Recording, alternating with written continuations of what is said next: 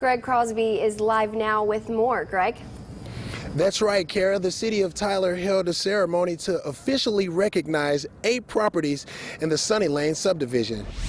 Right, Jessica, I spent the day looking at the numbers, and when it comes to the suicide rate in East Texas, the findings are staggering. That's right, Jessica. After many years of service, Officer Jimmy Linderman is retiring from the Tyler Police Department.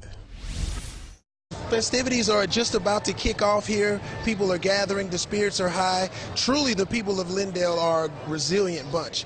If you're in the area, you're urged to stop by. Your donations and your participation will be greatly appreciated.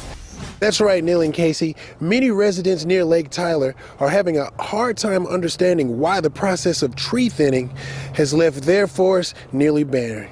This is what has the neighborhood residents so upset. They say the city of Tyler decided to clear off acres of land without proper notification. For most of the tracks, we do what's called a selective thinning.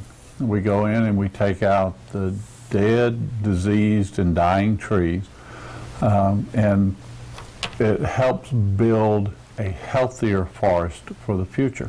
But the homeowners near Lake Tyler contend that what was done is far from thinning. I understand they're trying to say that's what they're doing, but when you're a resident there and you see truckload after truckload after truckload leaving with very good living pine, and you go out there and all the dead trees are still laying everywhere, you have to question it. But according to the city, they were getting complaints from adjoining property owners about dead and dying trees that might fall on their fences and possibly their homes, which also creates a fire hazard. We talked to the timber company that was under contract with us at the time. They could go in and clear the tract, but because of its small size, it was only economically feasible to do a clear cut. Morgan says he does not recall any calls from the residents while the clear cut was underway. And as far as the resident notifications, the contract was approved at the Tyler City Council to do the timber harvesting. I know what thinning looks like. This isn't thinning, and I don't understand it. KTK's Greg Crosby has your report. Used cars are usually their cheapest after a flood, so watch out for what you may think is a deal of a lifetime. Usually it's hidden because it's really easy to cover it up at first. Car engines these days come equipped with more electronics than ever, so even if the car doesn't look like it's been flooded, it's always a good idea to have a mechanic look at it, or your engine could be sitting in a place like this. The electronics are still damaged as a result of the moisture. And what happens is the ends of the wires that go into the modules and things such as that will start corroding over time. He says getting a Carfax can be a big help, and also knowing the Kelley Blue Book value of the car you want to purchase. If the sale of the price is significantly lower than what the Blue Book says it should be worth, chances are you shouldn't buy it. The Better Business Bureau also suggests a few tips for protecting yourself. So the name of the game is do your research and consult an ASE certified mechanic before you purchase that used car. Greg Crosby, KTK News. Greg Morgan says the area has been planted with pine tree saplings and would be barbed wire to prevent dumping and off-road vehicle access. Reporting live in Tyler, this is Greg Crosby, KTK News. Greg Crosby explains those changes. This morning at 11 a.m., it was made official.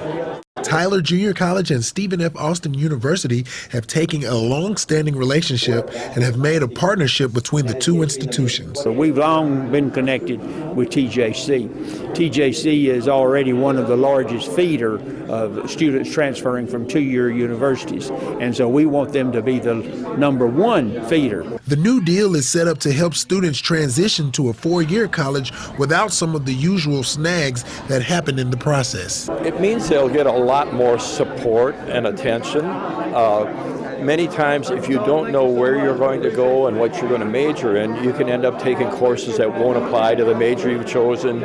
We'll have academic people that are geared strictly for the TJC students. But not just academics. The new partnership will also have financial aid staff to work with the students and committees to get students involved in campus activities. Students seem to agree with the new deal as well. It will help students tremendously with that transfer, because that's a lot of problems with just going to your 4-year in general.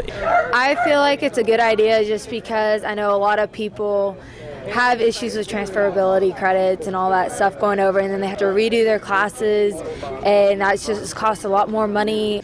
And Stephen F. Austin, president, had this to say about why TJC was chosen over other two-year colleges. We have 1,897 alums that live here in the city of Tyler, so this is just natural to tie the two universities together.